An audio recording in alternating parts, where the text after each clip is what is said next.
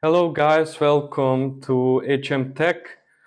Today we are going to discuss another entity of cybersecurity, which is called passwords. It might sound simple, but it can also get very complex. We should always take care how we choose our passwords because they are the first line of the defense against cybercriminals. Most of the companies have their own password policy or password requirements, which you have already met on different web pages, different applications. It's when you are creating or generating a password for yourself, you need to use 8 or more characters and a combination of big and capital and small letters, as well as like combination of numbers or some request even using symbols.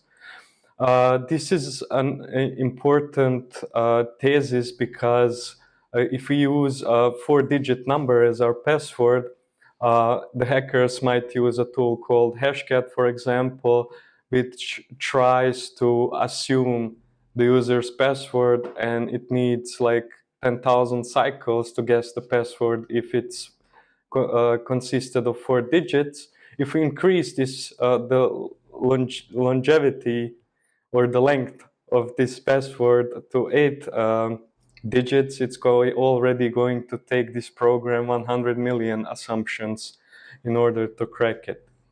Now, another thing that should be discussed is also like common passwords. It doesn't matter like if you use 8 digits, if you have a common password, like from 1 till 8 or 8 once, 8 two, something like that. It's also very guessable because there is another function in the hacking tools where the hackers can put a word list which the program would go through, which is consisted of the most commonly used passwords in the world or in your area. So it contains like digits from 1 to 8, 10 A's, or banana 1, 2, 3, hello 1, 2, 3, and stuff like that.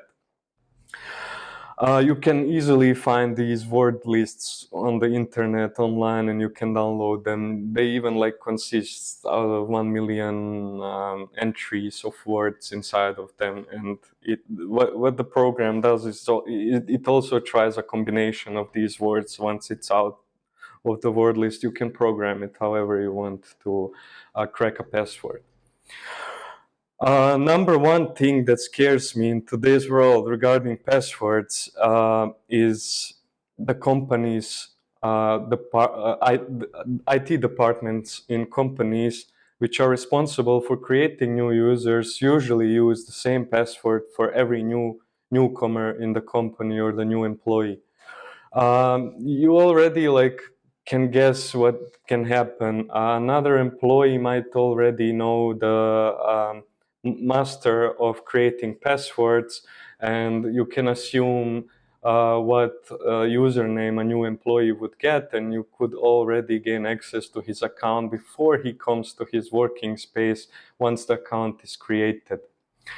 For this case, I would recommend like randomly generating passwords and giving every employee a new one, for which you can use different like password managers, password management applications, even like locally installed, which are already better than the commonly used ones integrated into the system. I wouldn't say they're bad, but they are not connected with any authentication method like fingerprint, multi-factor, or any other um, system like face recognition or something like that. Because I still have some doubts that the face recognition could fail, especially in like devices who didn't invest enough of time into development of the Face ID. You could simply just hold a picture in front of the camera and it might grant access to this computer or to whichever platform the user is trying to enter. In the password management applications, you can have folders with different passwords and credentials which are stored in this folder. You can also generate like key password for the folder, which can be like even more complex than all of the stored ones, and it can generate pretty random passwords for you and store them into these folders, which you can later just copy and paste when you're trying to log in.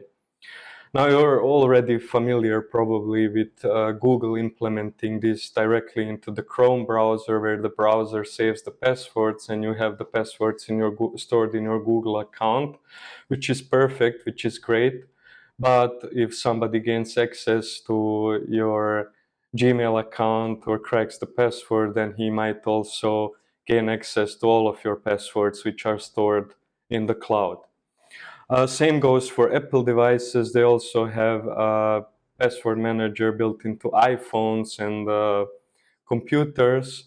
They are a little bit more safe because also like Apple has this in-depth camera for Face ID, and it recognizes if you're holding a picture in front of the phone or if it's a real 3D face. But still, somebody could create a sculpture. Also, like use this phishing attack. It's called phishing attack when somebody is trying to use your to impersonate you to enter into your devices or to steal your data. Another thing I would suggest for the users privately and also for the companies is to use special USB keys, without which a user cannot enter an account or he cannot log into a system.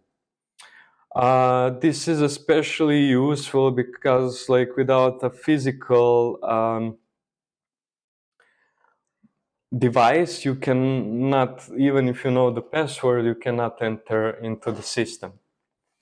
What I would also bring to the topic is the expiration time for passwords. Now, this is a very sketchy topic because it is like probable that it could happen that somebody sends a phishing email and that you give out your password, and this is the reason why you are going to change the password.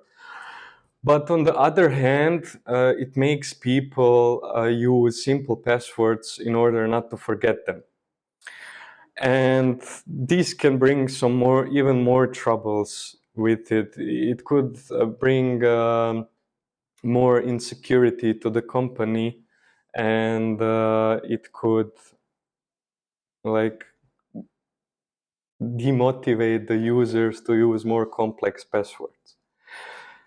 So what I would suggest for now, for every company that starts, use a password manager, a locally installed one. I still think it's the most secure way to store your passwords and to be protected. Also activate multi-factor authentication. You can also use your phone as a key. If you don't have a USB key, you can use your phone as a key to enter your account.